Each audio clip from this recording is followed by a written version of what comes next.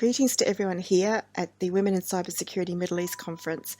I am honoured to be a part of this conference.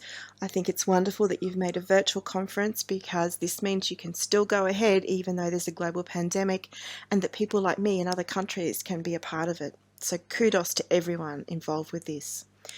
My presentation has been pre-recorded as my home internet is unreliable, and due to the time differences between our two countries, it's the middle of the night when this presentation goes ahead, so I'll not be present on the day. However, please feel welcome to connect with me on social media. I'm active on both Twitter and LinkedIn, and my profiles are there on this slide. I just wanted to go over a quick overview of what this presentation is about. So I'll be looking at cybercrime and the people behind it. So who commits cybercrime? Also, some key action items that we can take to keep our own homes and communities safer from this crime type. And very important to your association, how we can encourage girls and women in cybersecurity and cybercrime fighting fields. And because I always believe that presentations need to have value and show how items discussed can be used, I'll go over some key takeaways. For the purposes of this presentation, I'm going to define cybercrime as targeting and/or using technology to commit crime. The reason I've defined it here is that there's no globally accepted definition for cybercrime. So as I'm going to keep saying cybercrime, I want it understood how I'm referring to it. So it's any offence targeting or using technology. Cybercrime is an umbrella term. It covers many different offence types. I have a few listed here, but it's not an exhaustive list. It's just so that you can have an example of the different crime types it can cover. Web defacements, which is like graffiti online. Ransomware, where a file has been locked or a computer has been locked, and criminals will say, unless you pay us a ransom, it will remain locked. Hacktivism, where someone is having a social agenda or a political agenda and they're using online crime to prove their point or to show their cause. Tech support scams, where someone calls you or there's a website pop-up saying that there's a virus found on your computer and they ask for a remote access of your devices to fix your problem, and they also ask for payment in return for fixing this. Of course, there is no virus on the computer, there is no problem, and they don't fix anything. But what happens is they then get remote access of your devices, can steal your information, and also get your credit card details. Of course, the more traditional cybercrime types such as Trojans and malware and denial of service attacks. Then there's cyberbullying, so harassment and bullying online. There's also online grooming and child exploitation. Then, of course, phishing, a well-known fraud type using email. And romance scams, where someone pretends to be in a relationship with a person so that they can basically defraud them of lots of money.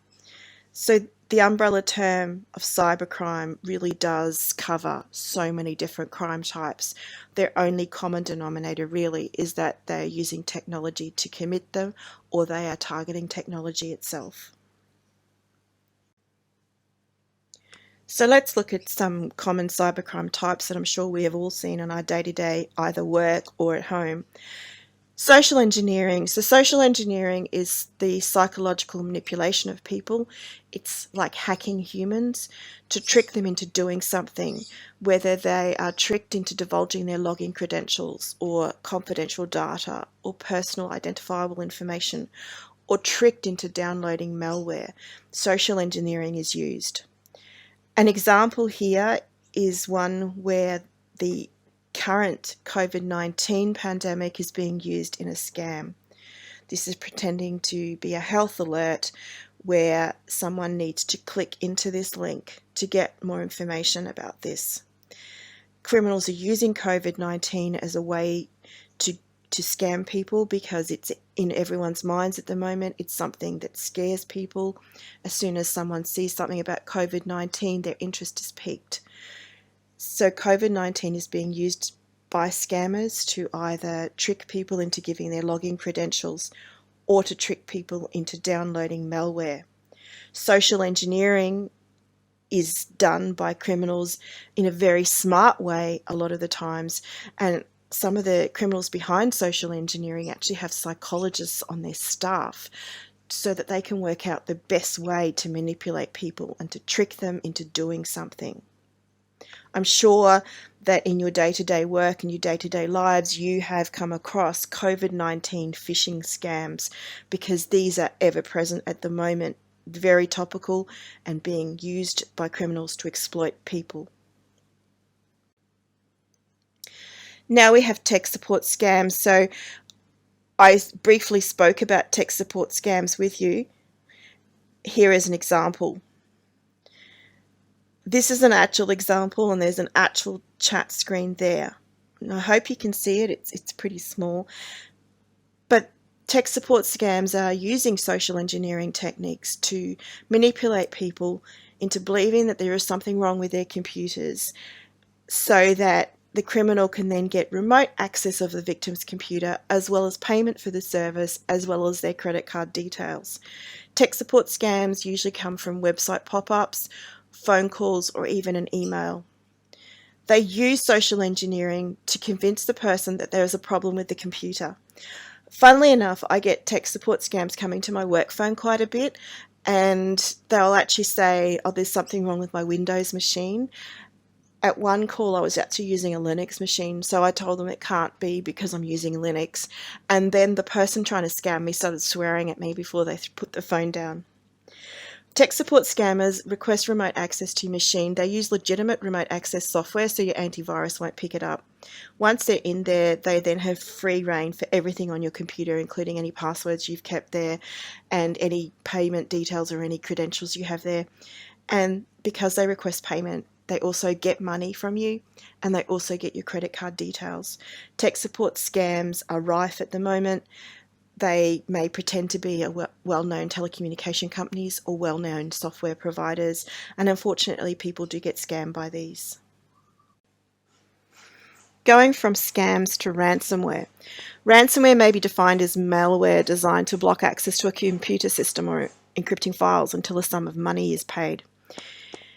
It may surprise some here that the first ransomware was actually in 1989, and it was delivered via snail mail, so a postal service, in floppy disks.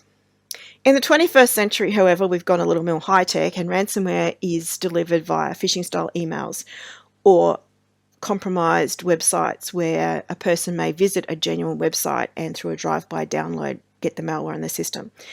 It can be delivered through messaging apps or compromised removable drives, and also via exploitable vulnerabilities.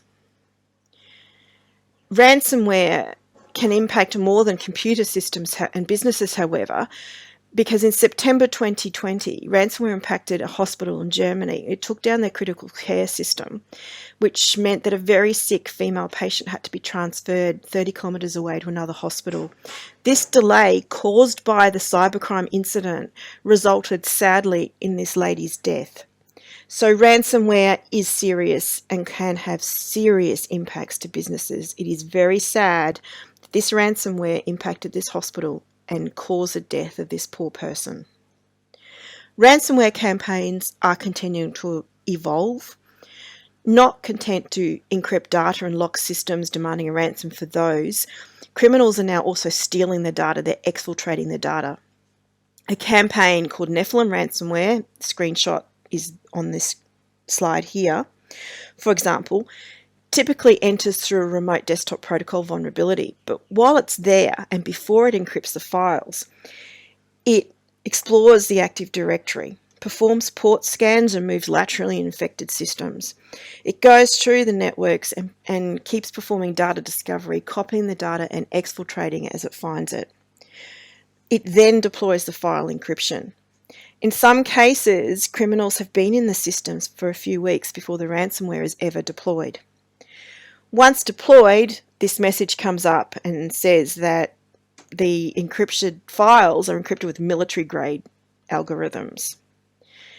Ransomware can cripple systems, can hurt businesses, and as we've seen with a hospital in Germany, actually impact someone's life.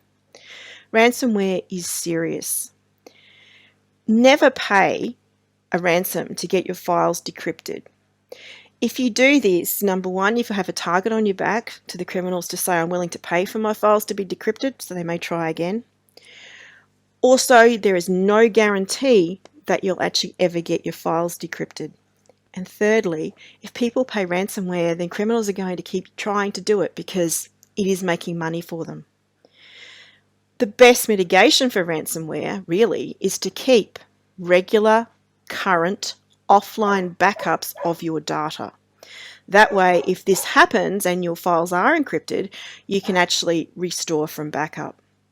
Of course, education and awareness of all users as well, given that some ransomware infections come via phishing-style emails. And also patching systems, whenever a patch is available, can help vulnerabilities that are in systems not be exploited.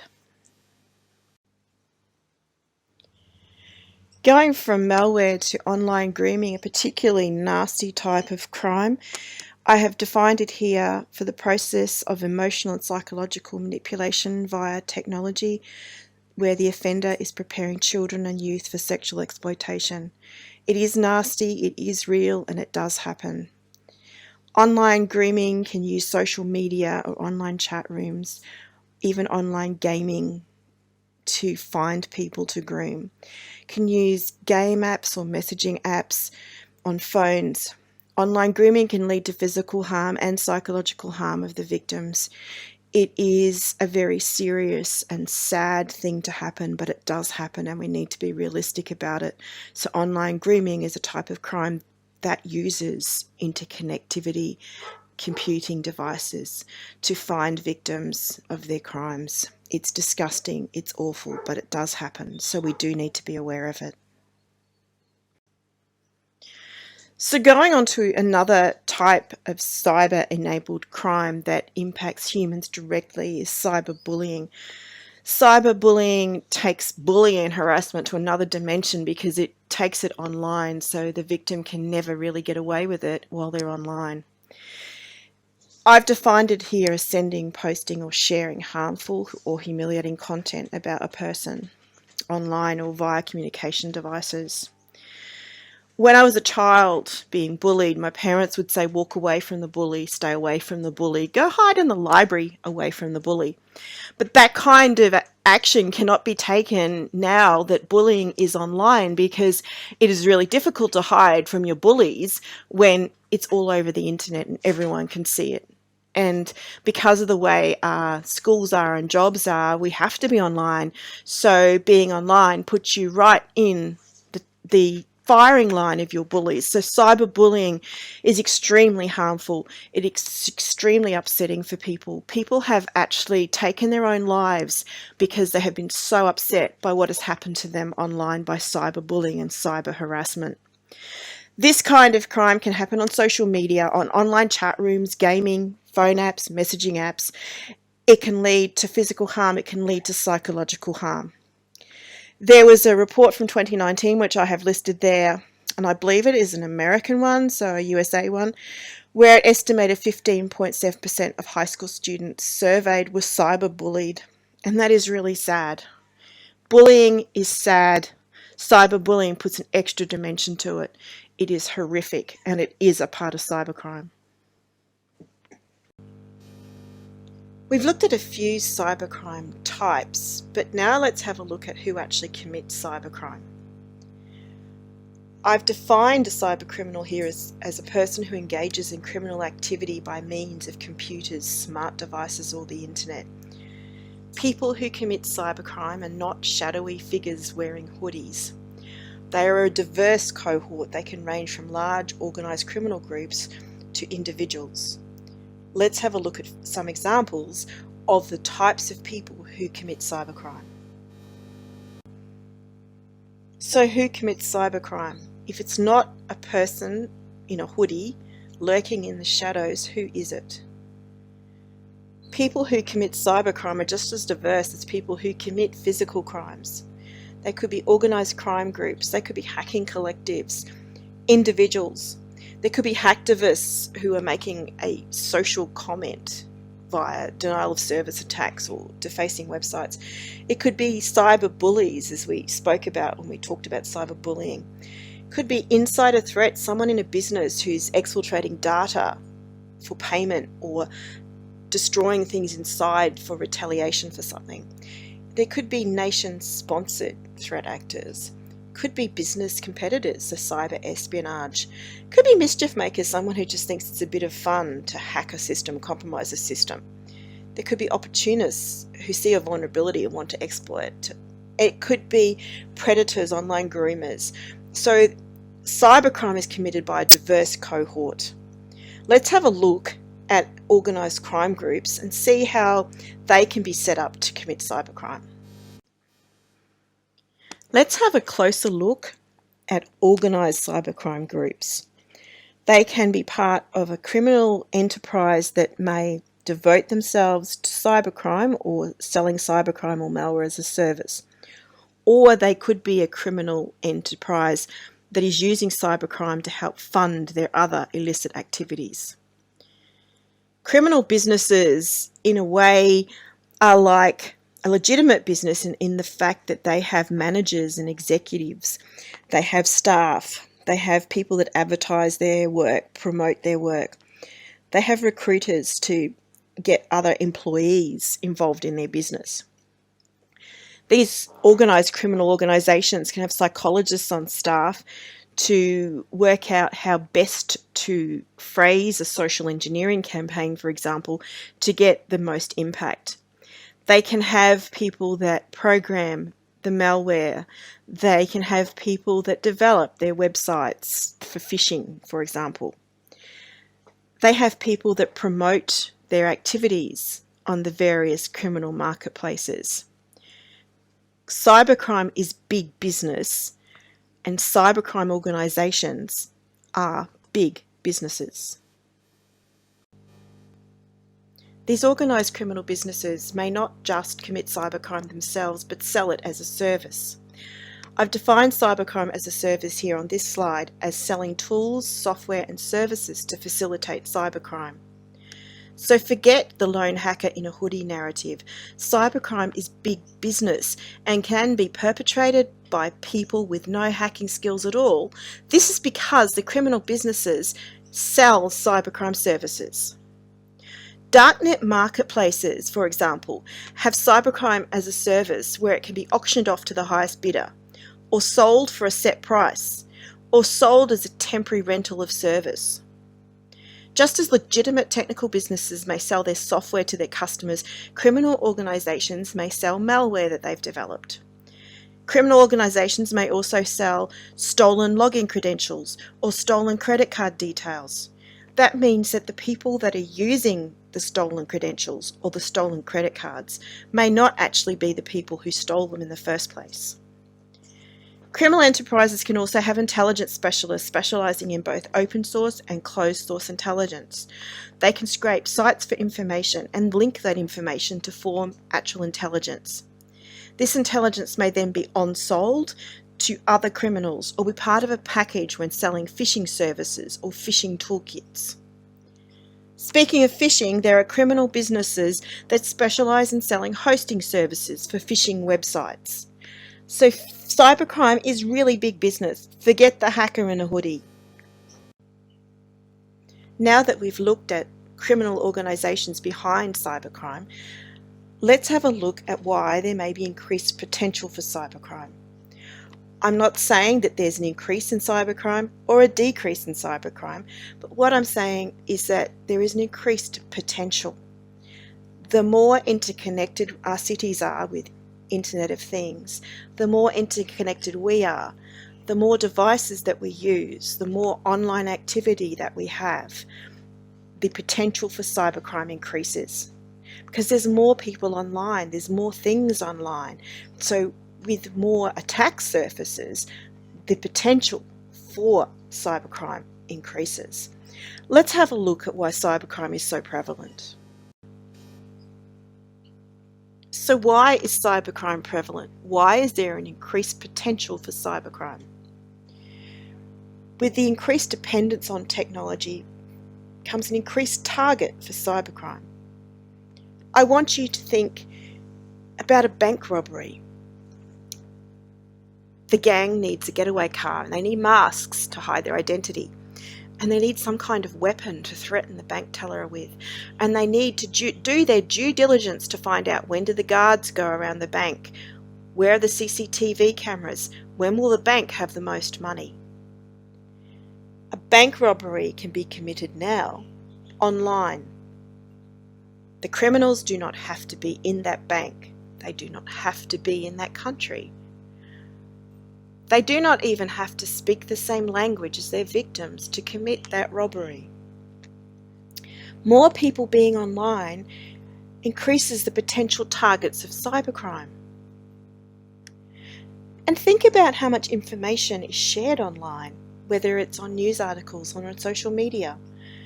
Criminals are very good at open source intelligence. They don't have to hack to find this information. They can get it publicly from the internet. Think about this scenario.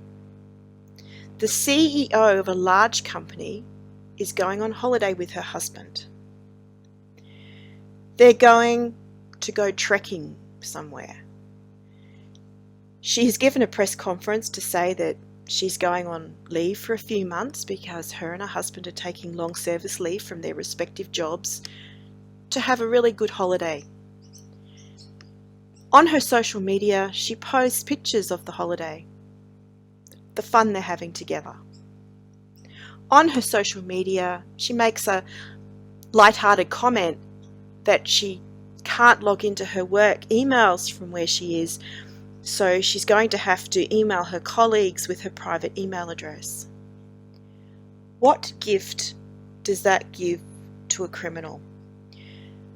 They know the CEO is married, that her and her husband are on a long-term holiday. They know where she works and they know that she can't log into her work emails and she'll probably email from her private email address. Criminals can then use that information to their own advantage. So imagine a business email compromise email or a phishing email targeting the company that CEO works. Pretending to be from the CEO and using a free public email, the email could say, "Hi, I'm on holiday with my husband. Can't get into my work emails. I just remembered this invoice that needed to be paid." We give information willingly to criminals every day with what we share online. Criminals are very good at open source intelligence and finding information online about their targets.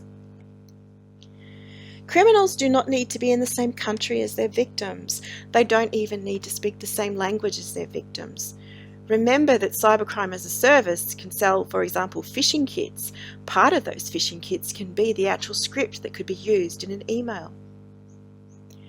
There's also the risk of cybersecurity complacency, as more and more generations are brought up in an internet age, and an age where they've never known a time when there has been no internet. There can be a complacency as internet and technology becomes increasingly commonplace worldwide. This cybersecurity complacency can mean people are more easily tricked by cybercrime. So cybercrime is prevalent. Cybercrime has a potential to increase as our connectivity and reliance on technology increases. Think about smart cities and the Internet of Things.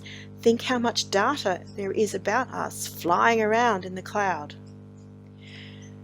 As more of us are online and as more technology is increased and more use of technology and more use of the internet increases, then so does the potential for cybercrime. With the increased dependence on technology comes an increased target for cybercrime.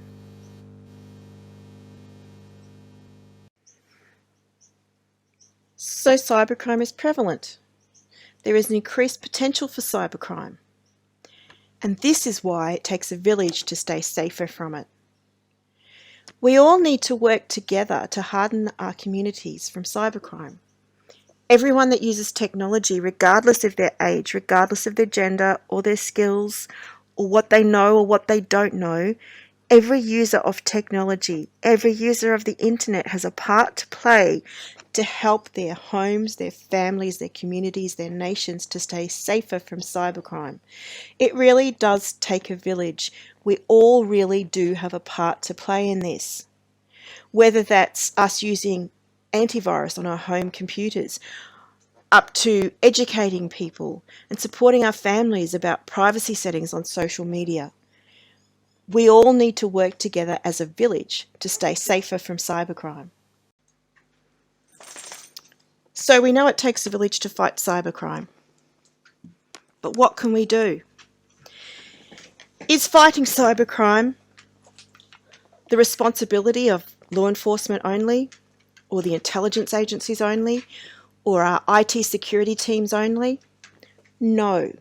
Fighting cybercrime is the responsibility of all users of technology, regardless of their age, regardless of where they come from. If they use technology or the internet, they all have their parts to play. We all have our parts to play to hardening our homes, our communities, our nations against cybercrime. It really does take a village to fight cybercrime. Here's some examples. Use reputable, up-to-date antivirus. The antivirus has to be current, otherwise it won't recognise the signatures of new viruses as malware. Use strong, unique passwords. Don't repeat your passwords. Don't reuse your passwords. Teach your children about the importance of strong, unique passwords. It's never too early to teach them. If they are going to be using technology at school, for example, they need to understand about strong passwords. Use multi-factor authentication wherever possible. This is not something that is a guaranteed prevention against credentials being lost, credentials being used by criminals, but adds an extra layer of protection to your credentials. Keep the software you use up to date. If there is a security patch for your software, there's a very good reason for it to exist. Security patches means that there's a vulnerability that's been found. A vulnerability means it can be exploited by criminals. So keep your software up to date, current, patched. Manage your social media settings, manage the privacy settings. If your children use some kind of social media, even if it's aimed at young children, make sure that they are using it appropriately. Make sure that the settings on there are correct, that they aren't blasting everything about themselves to the world. Strengthen the security of your home network. So if your router that you use at home comes with default passwords, admin or something, make sure you change them to some strong password with a strong user ID. Change it from the default settings. Be cautious when using public Wi-Fi. If you have to use public Wi-Fi and there's no way around it, then consider using a VPN to help protect your credentials. Also, consider whether you really need to access sensitive information on public Wi-Fi at all. Be cautious what you post online. Teach your children to be careful about what they share online. What's online could really be there forever. Think about someone posting something online, and even if that server goes down, someone has already seen what's been posted. They may have screenshot that and posted it somewhere else. Be cautious what you post online. Explain to your families to be cautious about what they post online. Back up your important data. Regardless of whether you're a business or whether you're an individual home user, back up your important data. Anyone can be a victim of cybercrime. Anyone could get ransomware on their systems. Make sure your data is backed up and that backup is current and that backup is offline. Know where to report cybercrime. Every locality, every country has a different mechanism to report cybercrime. It's important that you all know where to report it. I know where to report cybercrime in Australia, but I don't know where you report cybercrime in your areas. So make sure you know, because that's very, very important. And help to educate and support others. If you have seen a phishing scam or you have seen a malware campaign, help others to understand what it is and help others stay safer from it. Not just from a work perspective, but from a personal perspective. Help educate and support other people to use technology safer. That starts from your families, from your children, from your spouses, from your mums and dads. Help them to use technology safer. Help your friends use technology safer. And remember that anyone can become a victim of cybercrime. It doesn't matter how clever you are or how much you know about cyber or technology, anyone can become a victim of cybercrime. This is why it takes a village to fight it. We need to all work together to help each other and support each other to fight cybercrime. And working together means encouraging each other. Your association stands for encouraging and supporting girls and women in cybersecurity careers, helping them become technologists, helping them in their career paths and helping them gain an interest in cybersecurity. Part of taking a village to fight cybercrime involves helping each other work in this space. So we need to encourage each other, encourage our fellow women in cybersecurity. So how can we encourage young girls into cybersecurity? How do we break the stereotypes so that children do not grow up thinking that anything to do with technology or cyber is male-dominated? Cyber-type roles stereotypically are male-dominated. We need to encourage young girls into cybersecurity roles as adults, and we need to nurture their minds and self-confidence from their formative years, from when they're really, really little. We need to give them a growth mindset. We need to show them that skills and knowledge are not static. What they know today is going to be increased tomorrow. Make every day a learning opportunity. Make the young children, the young girls, proud that tomorrow they're going to know more than they knew today. Let them see that they can be developed. Let them understand that their effort and their passion for a chosen field helps increase their ability and confidence in it. Frame the concept of failure as nothing to be frightened of. Instead, use it as a learning opportunity. Break the stereotypes. Help children from a very young age, both male and female, understand that girls, like boys, can do anything they put their minds to. Give a young girl child role models. Encourage children, both male and female, from a young age to see the array of amazing women in technology roles over the centuries. Find relatable women role models. Help young girls envision themselves as tech experts or cybercrime fighters. This extends to their playing and reading as well. Create an environment that nurtures curiosity and learning for young girls. Parents, relatives and teachers can help this. They can frame this. They can nurture young minds. They all play a part in this. For example, if a child sees someone using email, instead of them just accepting, yep, that works, ask them how they think it works. Go over it with them. How does email work? I know when I was a little girl, I used to be fascinated by the idea that television images were sent in the air. Encourage them to think. Encourage them to have curiosity in technology. Help them to see that if they want to work in a cybersecurity role, they can. So give them relatable women role models. Encourage reading, encourage learning. Support their learning. Encourage their curiosity. Encourage playtime to involve things about technology. Teach them how technology works and encourage a growth mindset. So as we spoke about, it takes parents, relatives, teachers, lots of people to nurture a young girl into considering cybersecurity or a tech role in her adult life. So it does also take that village to nurture an adult woman in cybersecurity. Associations like yours do so much to help women in cybersecurity roles and to help women to get into cybersecurity roles or to get an interest in cybersecurity roles. Associations like yours are extremely important to breaking stereotypes and encouraging and mentoring women in these roles. It takes a village to create a safe community for women to learn and to explore technology and to come into cybersecurity roles. It takes a village to find suitable male and female mentors to help and nurture these women.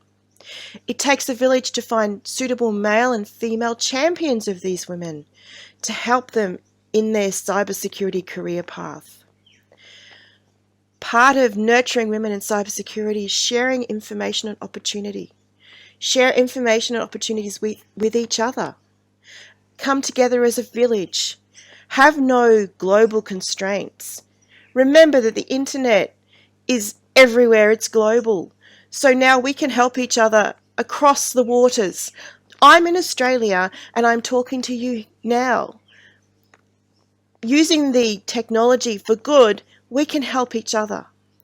So sharing information or opportunities with each other is very important. Also, take pride in your own achievements. Everyone here, I want you to think for a moment about the things you've achieved. Take pride in those achievements. To the people that have made this conference a possibility, take pride in that. To all the delegates who are attending, take pride that you have made a moment for yourself to come to this conference to learn.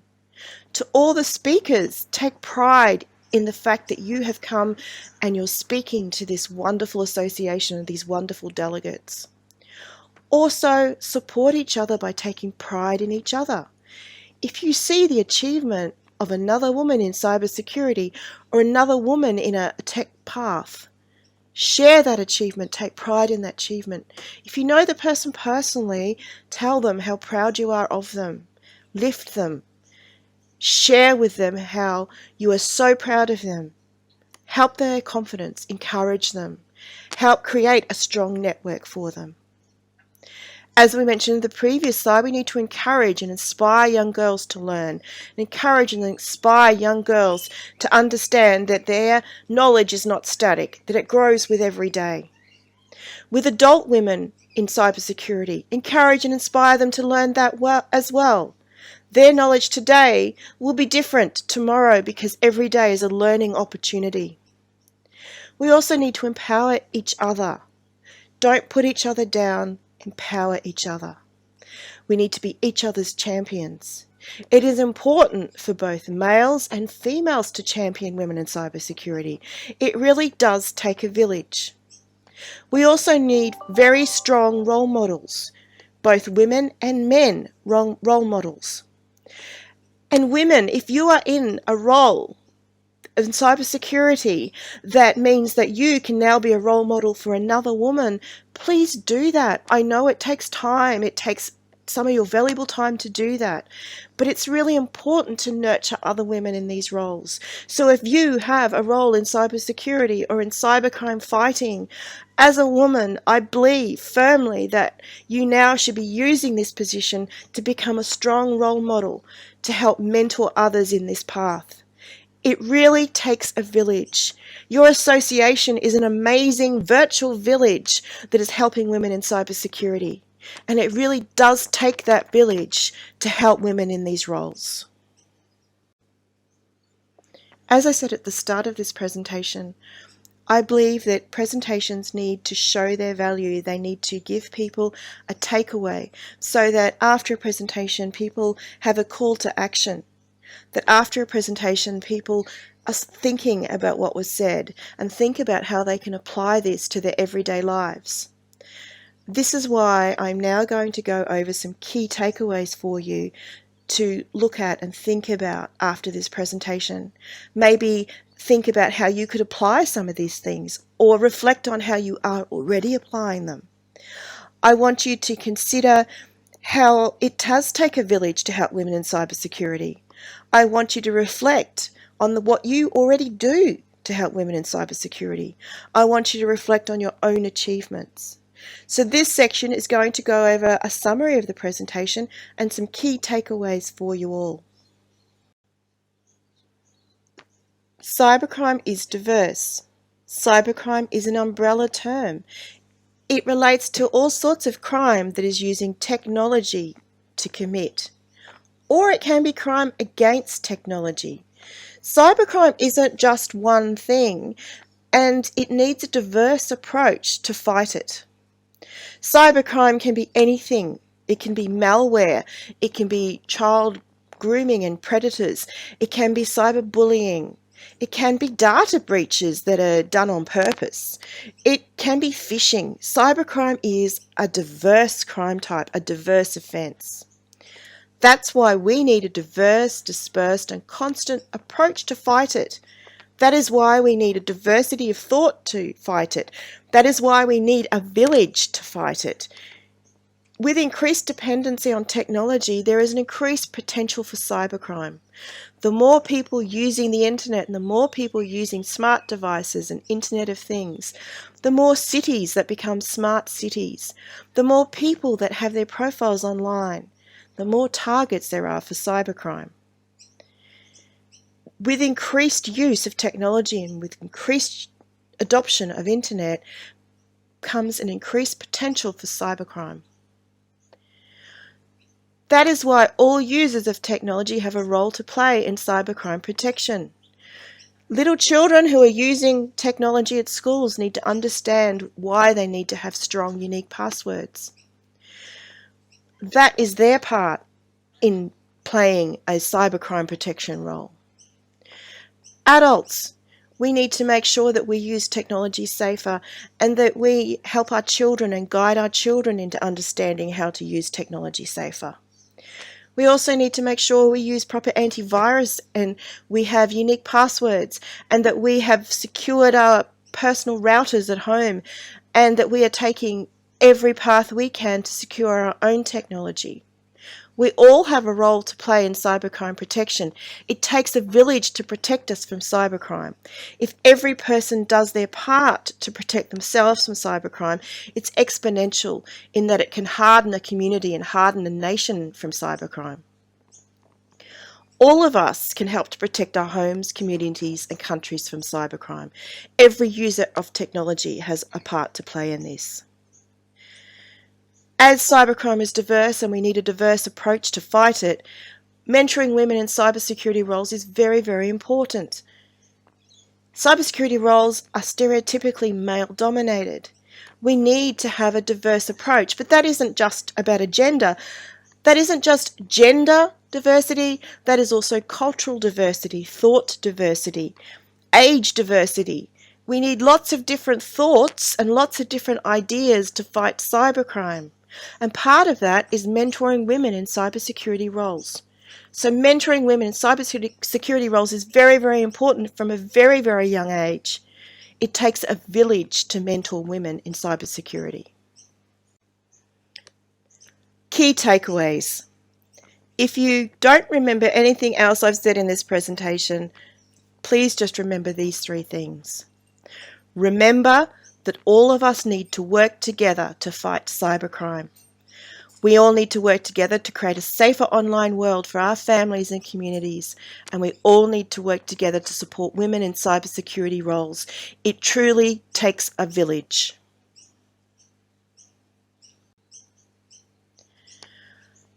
I have a slide here with some further reading, should you be interested. They are peer-reviewed articles.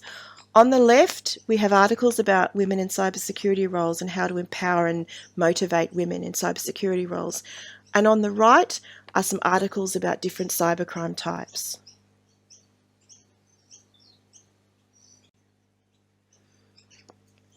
Again, I am honoured to speak with you today. I am honoured to be speaking at the Women in Cybersecurity MiddleEast virtual conference. You have all done a wonderful job. I want you to reflect on your achievements today. I am honoured to be a part of this conference.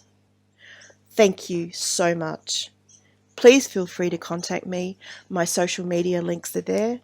I'm available on LinkedIn and Twitter. Thank you again. Stay safe.